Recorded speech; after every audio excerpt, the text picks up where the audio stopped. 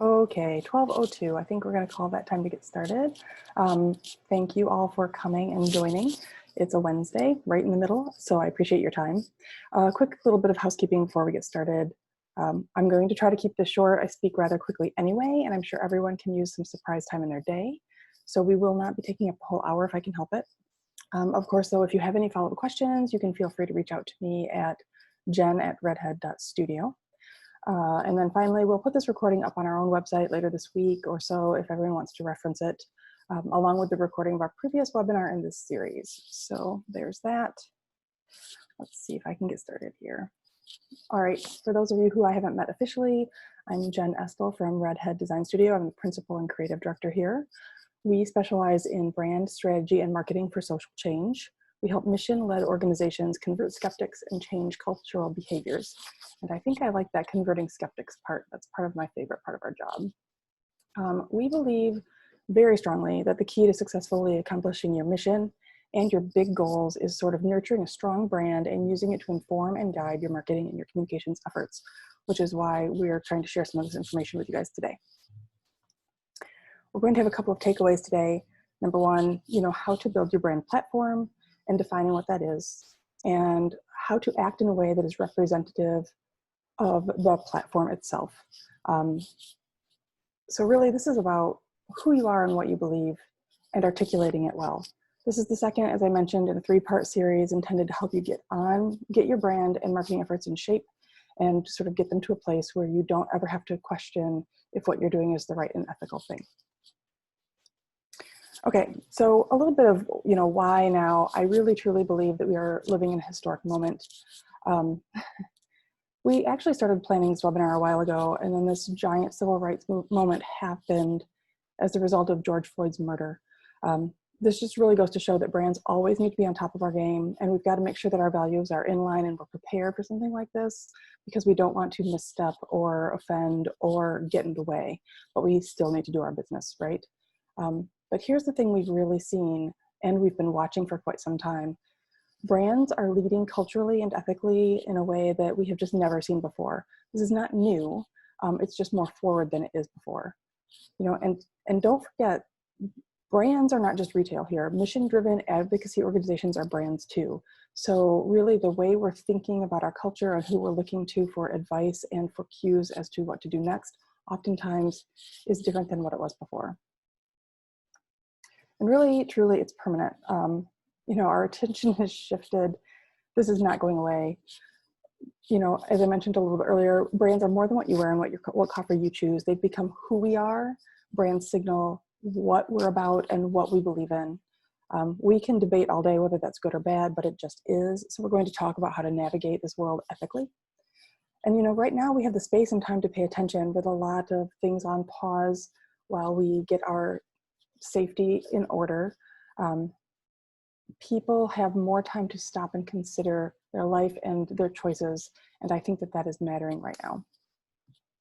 So we've really, in some ways, surpassed individualism, at least the optimistic part of me wants to say so, on multiple levels, and we're really paying attention to our place in the world and how the brands we interact with affect that. I think brands are actually doing a pretty good job at this because they're required to make environments where both internal teams and external customers feel comfortable. So we're seeing a lot of work that has happened internally. Really good brands do a lot of really strong HR work, and understanding that over the course of time, we've gotten to the point where we work very hard to have inclusive work environments or healthy work environments, and what happens inside and outside should be the same. So really, if you've got a brand that has an equal opportunity statement and you want to live by that, and you have a good solid employee manual about how to treat your people right, you want to make sure that you're doing the same thing externally. And so we're just seeing company culture exposed in a way that we didn't decades ago, and we're having to adjust accordingly. There's another factor about why we're doing this right now. I believe that fractured or missing ethical leadership in government has left a void. No matter where you fall on that scale, you can agree that we are more fractured and divided than we have been in decades. And that is leaving the American culture specifically very unsure of where we're going next and how we're going to navigate. In that gap of ethical leadership, people are looking to the brands they trust to help them navigate and help them make change. And really, brands can be a lot more nimble than government. It doesn't take as much for a brand to shift or make a decision as it does for government to make a change, get it through the system, get it integrated, get it through the Supreme Court so that it's really permanent. Government is slow. Brands are much more nimble. And really, our customers are demanding a stance, right? We know that the brands that we support can make change. We've seen it happen over the course of the past couple of decades. And so now I think we're demanding it, and good brands are really paying attention. So we just think it's time for us to really think about what that means for what's next. Okay, we've got some statistics, of course, because this is a webinar, you put in statistics, but it's true, 75% of customers think brands should take a stance on key issues. So we're not just making this up, you're seeing this in the data. 73% of Gen Zers and millennials say they view brands that support protesters currently on social media more favorably. So they're definitely having an opinion about, if I'm a brand, am I speaking about what's happening in culture? And really, 56% of brands want to see donations to small business. This is interesting because this is talking about brands interacting with other brands, right? So a brand, Coca-Cola, a giant in the industry, donating to a small business, which is still a brand. So really that trend is interesting to me, that consumers are expecting bigger, established, powerful brands to help lift up and engage smaller brands who might need it, right? Because small business still is brand. So it's interesting to see how this works and what the statistics are saying. So we've got some great examples of people who've been doing it right ethically. Of course, Ben & Jerry's and Lego are great examples. I don't know if you can read, don't know how your resolution looks, but this first tweet about Ben & Jerry's is my favorite. Your company, bland message about solidarity. Ben & Jerry's, we have the tools to dismantle white supremacy, and our next flavor is called Boom the Bootlickers. Like, they're not messing around. Ben & Jerry's has taken a very deep stance. They've been very articulate. You've seen them with lots of thought leadership. They're an ice cream company with thought leadership about dismantling white supremacy. This is what brands can do. This is the kind of power they have. You know, Lego, not only this post that's here in this tweet supporting the Black community, but if you read the news, they pulled all of their police from the shelves, right? So all of their Lego systems that were showing off police happening, they took them off the shelves while culture figures out what's going on. So this is really big, strong brands are making stands that affect their bottom line and affect their sales. And I think that that's something that the rest of us can really learn from and integrate into what we do on a daily basis. You know, the other pertinent example to me, of course, are North Face, Patagonia, REI, who pulled all of their ads on Facebook. North Face said, until stricter policies are put in place to stop racist, violent, or hateful content and misinformation from circulating on the platform. Patagonia says Facebook is complicit in spreading disinformation and fomenting fear and hatred. This again, now this is a battle of big brands, right? This is big, strong brands who are known, Patagonia, North Face, for their deep values, deciding to challenge another strong brand because they thought that Facebook's values weren't in line with what Patagonia and North Face saw. So this battle that is playing out in popular culture and right now this month is a really interesting indication about where we're going. So it's something to think about and to kind of ground you as to where we are as a culture right now. You know, and there are not so great examples. I won't spend a ton of time on them. Suffice it to say, there's a lot of terrible examples out there. I'm sure you have seen them. It really, really shows when brands aren't authentic. If you are superficial, simplistic, formulaic, you do it like you've checked off a box. Brandwagon, everyone else is doing it. Bandwagon, not brandwagon, but maybe we'll call it the brandwagon. I like that. It's very easy to be insensitive if you're not paying attention, and it's exceptionally easy to look performative when you're doing something for showmanship or for credit instead of actually doing the work. And when we say do it or something, I'm talking about your marketing presence. I'm talking about your communications presence. People can see through this stuff, no hesitation. And if you feel like you're in this boat, it's a brand problem. Either you mean well, but you have no idea what to do and you feel a little frozen, or you're doing something because you feel like you have to, and you're not really taking the time to understand what your place is in the culture. And this is very confusing for a lot of us. We haven't been in these spaces before. As social media and brand communication takes on a stronger space in our culture, and the fragmentation and difficulties in our culture are increasing, we're finding a collision, and a lot of people just haven't audited and stopped to think, where do I belong and what can I do in this space that is ethical and right for my company? So if you're struggling, it's really just time to get your thoughts in order. And that is kind of how you become an ethical marketer. I'm not saying you can't do it right on the fly. I'm just saying you are going to be more prepared if you put some thought into it. And I'm going to show you kind of an example. So authentic versus performative marketing, right? This is Nike and this is L'Oreal. And let's see, I've got them flipped. L'Oreal, speaking out is worth it. Nike, for once, don't do it. These are two companies who use their very strong, time-worn slogans to talk about Black Lives Matter. And the difference here, is kind of big. Nike has a long history of credibility on this issue. You know, they released their Kaepernick ad in 2018, and yeah, it was an ad, but it was a tremendous risk. It put the focus on Colin's message and on the Black Lives Matter movement message. So when Nike responded to the recent events, it was really in line with their brand, and their response was relatively quick. On the other hand, L'Oreal, I don't know if you remember back in 2017, they dropped activist Monroe Bergdorf, who you're seeing right here, over her comments on racism and white supremacy. So this is a company who literally fired someone because she spoke out about white supremacy and racism. And then a few years later, they're saying that speaking out is worth it. To me, this feels like one of the most hypocritical performative stunts I've ever seen in my life. And I would like for your brands to not have to get into this quagmire. So that's why that's why we're here. I think that this one's performative at best and offensive in a lot of ways.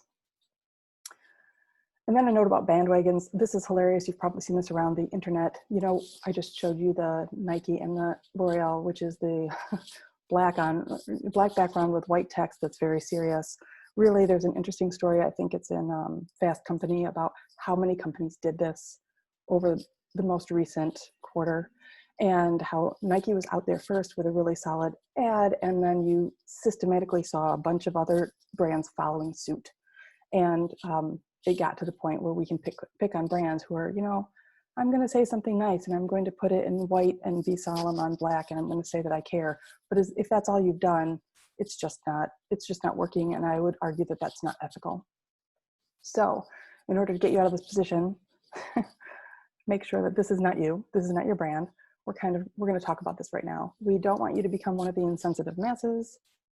And keep in mind here, we're not just talking about the Black Lives Matter movement. We're talking about having a thoughtful stance and articulating how your brand fits into the larger culture and affects those it touches. This is our most recent episode, but there are places and names throughout the past decade that have been horrible spaces in our culture, and brands have to learn to react. So with that, it's really a simple formula. I'm going to talk about it now. We're really going to dive into parts of this.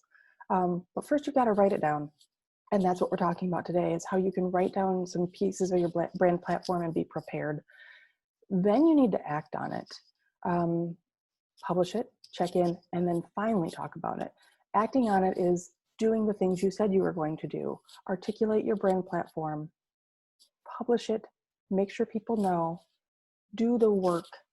Check in with your stakeholders. Are your board of directors buying into this? Have they read it?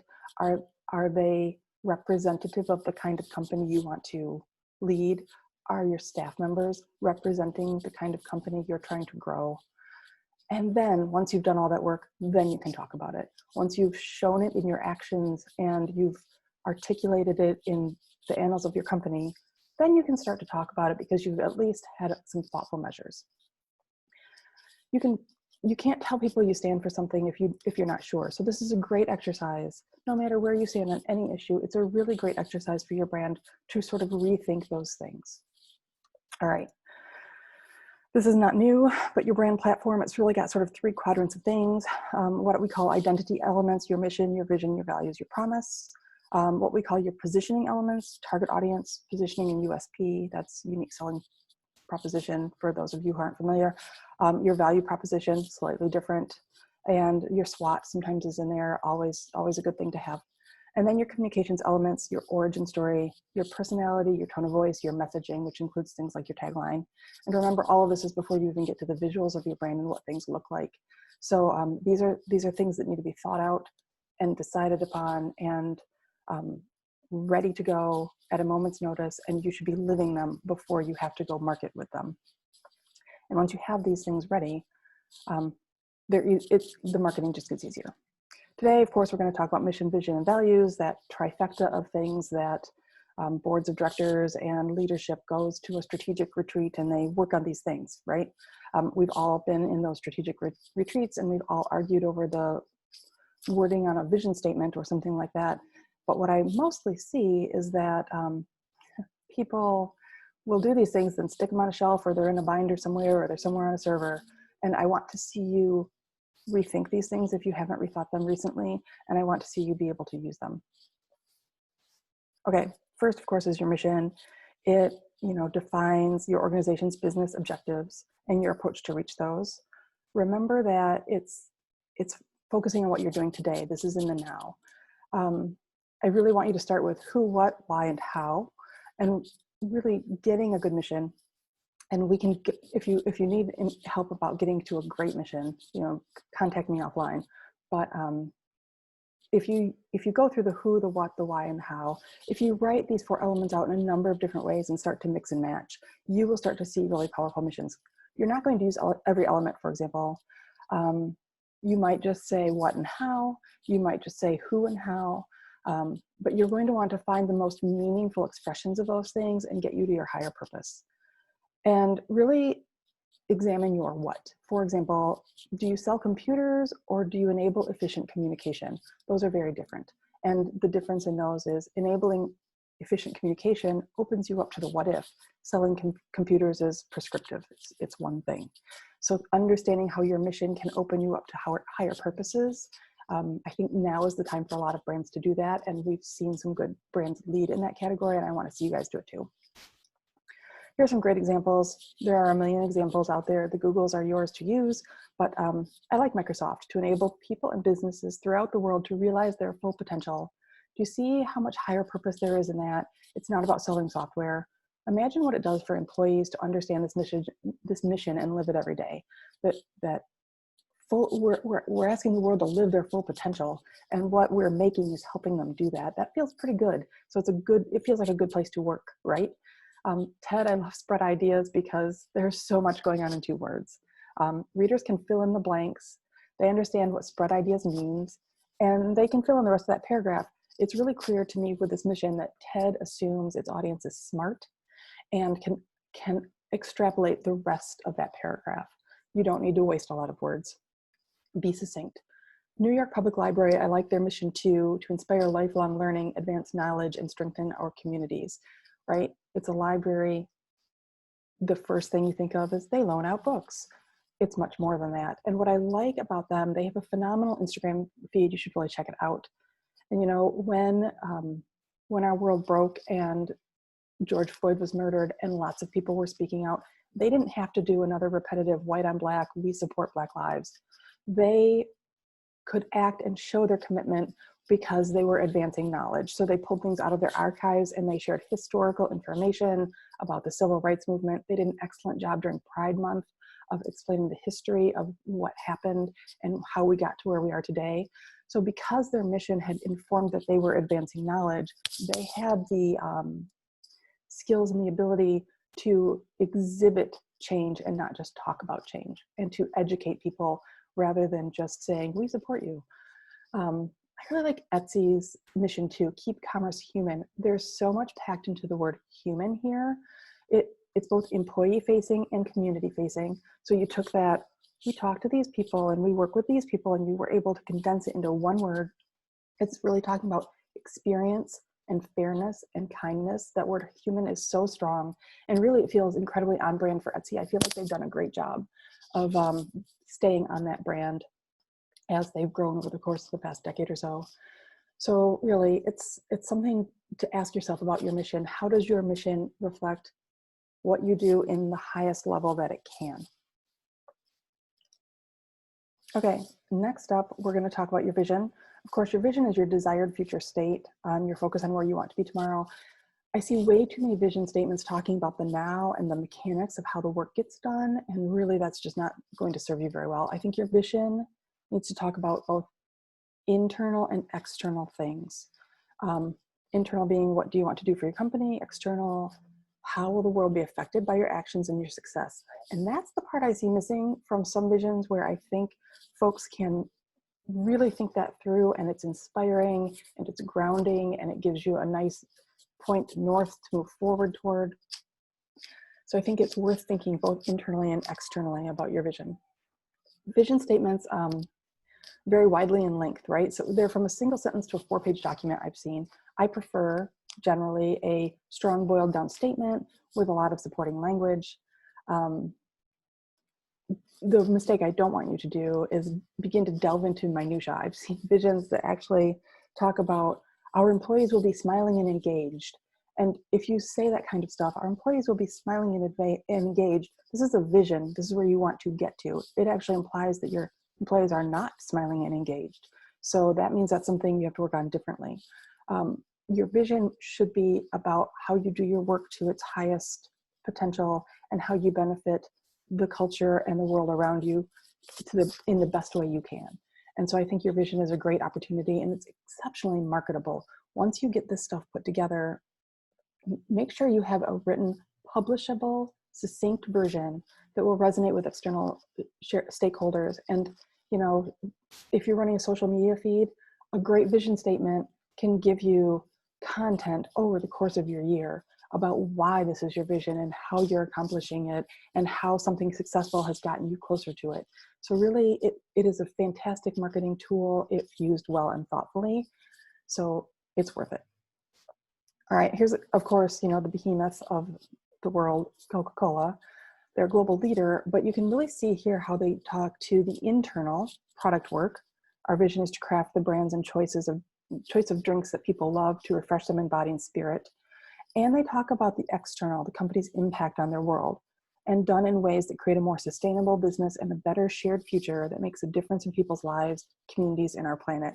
You know, I've seen so many visions that don't go that far and don't really think about their impact on those around them. And this holds everything you do to a nice high standard.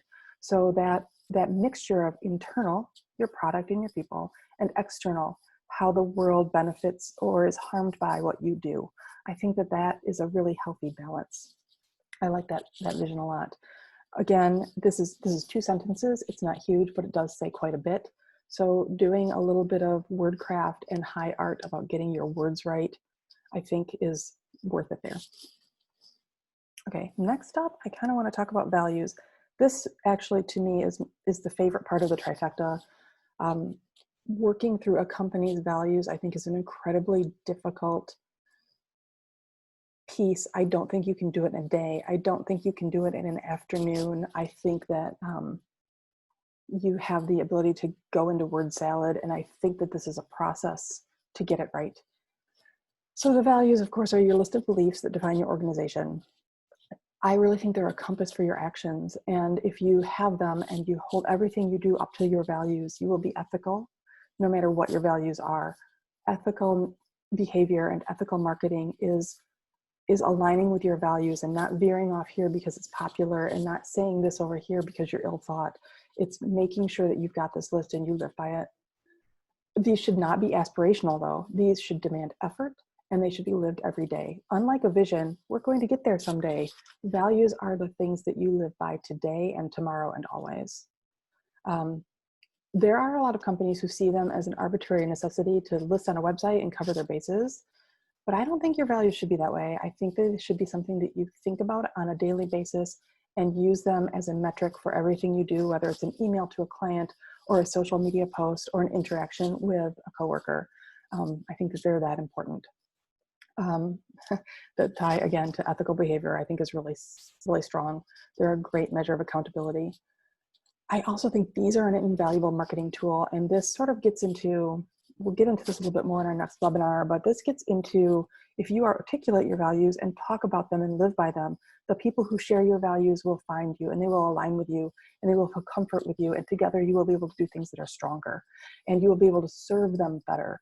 So I think it's worth being brave with your values. I think it's worth looking at where you are right now as a company, what your values have looked like, what your values should look like in the wake of what's happened in our culture in the last few months. And it's maybe time for a reckoning for many businesses to really sit down and say, what do we value? And it, you know, if you're Microsoft, it could be profits, or it could be making the world a better place. And if making the world a better place is part of what you value, that means you have to interact with culture, and that means you need to hold yourself to a high standard. So I think that that's where values can be really brave, and they can make you a great company. Of course, I'd say Ben & Jerry's is probably one of the best. Everyone has heard about them. You have seen them in the past few months, just killing it and not being afraid to hit the cultural issues that are happening right now. .com/values, you guys should go check it out and read it. There's lots of videos there. There's lots of words. And I boiled it down for the purposes of this slide. They have 5 values: environmental stewardship. And they say, what do they say about that one? By definition, the manufacturing of products creates waste. We strive to minimize our negative impact on the environment. So they're acknowledging that their part of consumer culture is creating waste. How can they do better so that they're not being wasteful? They say they strive to show a deep respect for human beings inside and outside of their company, for the communities in which they live, which I think is really thoughtful, and it's a good way to live. They say that we seek and support nonviolent ways to achieve peace and justice. We believe government resources are more productively used in meeting human needs than in building and maintaining weapons systems. I'm reading this word from their website. They sell ice cream, and yet this is part of their value system. And this is representative of how deeply they understand that they affect the culture in which they operate. And I think that most of our brands can do that too. They say that capitalism and wealth, the wealth it produces, do not create opportunity for everyone equally. We recognize the gap between the rich and the poor is wider than at any time since the 1920s. They've done their homework. We strive to create economic opportunities for those who have been denied them, and to advance new models of economic justice that are sustainable and replicable. Now, again, they sell ice cream. They do not have to worry about this. There are lots of places that sell ice cream or sell anything else who don't think twice about economic justice. But they do, and they've published it, and they are living by it. And then they say, of course, sustainability. The growth of food is overly reliant on the use of toxic chemicals and methods that are unsustainable. We support sustainable and safe methods of food production that reduce environmental degradation, maintain the productivity of land use over time, and support the economic viability of family farms and rural communities. So this is a company who has really, truly done their homework about their values. And so you read this list and then look at your own values and go, maybe I need to do a little bit more work. So that work, I think, can happen and should happen. I think it's peeling off of layers. I think we just published a blog post about it. It's writing down every single thing that you do for your product or to serve your customers, every single thing in the world you care about, everything that matters to your company's culture, putting that all on a giant list and boiling it down and figuring out where the commonalities are. It's hard work. It takes a good writer, I think, to get to this level. But I think it's really worth it because it feels great to work for a company like that and to know that your 40, 50, however many hours a week is spent moving these things forward, even if you're just making ice cream. So props to Ben & Jerry's. You all should go check that out. I think it's inspiring. Okay, I told you I would be quick. We're getting pretty much to the end. So ethical marketing, I really think, don't forget this formula. Write it down. Do this work. Write your mission, your vision, your values. You can go back, and if you need the whole list of your brand platform, let me know. Write them down. Do the work to get it right. Act on it. Figure out, are we acting this way? Are there gaps in where we're acting this way? If so, what can we do to resolve these gaps? Do that actual work and then publish it. right? Make sure that you are prepared, because if you publish something and you don't live by it, this is not ethical. This is not the way you should do it. I think it's really important to check in, right? It's important that these values permeate every aspect of your business, from your supply chain to your social media feed. So we're not talking marketing as something you do on the side. We're talking, this is how you live in your business and you market accordingly. It's a different model than I think some people live by, but I think your marketing should be very indicative of how your company lives its life. And really, if you haven't figured it out by now, my stance on this matter is that you should harness your brand for the greater good. Redhead is really fortunate to work for clients who do excellent work in changing communities and bettering lives. So we're lucky to do that. But no matter your industry, right? Again, Ben and Jerry's, ice cream, we are in marketing. That's what we do, but we can still help the greater good. So I think that everybody who's logged in here today probably can do that as well. Remember that marketing is simply about accomplishing your goals. And every business has goals. Every business has metrics and a strategy. Marketing is about helping that happen. So when you have your brand platform in line and it is doing the things you believe it needs to do to make your world a better place and to be profitable and prosperous, as well as make your communities profitable and prosperous, then your marketing becomes very clear and ethical, and it's very easy to do it because you are doing it in line with your value system. You're doing it in line with your mission. And I think keeping that up is super important. I think it really, it really reflects your organization. And here are some tips. It's not ethical to hawk your 30% off sale or your fundraiser in the hours and days after a school shooting. It's just not. It's time to shut down your social media, and it's time to shut down your advertising for the country. It's not ethical to use your social media presence in the wake of catastrophe when you're not the expert or the brand that can help. Specifically in the past few months, we've seen people who are wanting to get out there and make a statement, but they're not qualified or they're not in a position to be helpful. That's a time to step back and let other brands step in and do the work. And you know that, and that's okay. And your customers will respect you for it. And if they understand your ethics and they understand your values, they'll be right there when you come back. You know, if it feels performative or self-serving, rethink it, whatever it is. You know, that's how you're able to market and sleep well at night and keep paying the bills, but also keep moving our culture forward. Marketing is about selling, and selling is about what your company strives to do. So you just need to articulate the why and the how in a thoughtful way, and you can kind of get there. So really, I believe that this foundational brand work gives you a compass. It's a great metric. If you're like Ben and Jerry's and you've thought it through, you're good. If not, sit down for a minute, do this work, think about how your mission, your vision, and your values can support quality marketing, can support easy decision-making. And if you have that done, when a decision comes down upon you, you won't have to think, what should we do? You'll know what you should do because you've thought it out already. So get that brand in order. All right, and that's it. I told you guys I talk fast. All right, next up, we're gonna have our third webinar on how your brand can identify and appeal to those who matter. I mentioned this a little bit earlier, but I think getting your target market right is incredibly important. And I think that a lot of places struggle to differentiate between the people we think we want to reach and the people we should be speaking to in order to expand our business or hit our mission.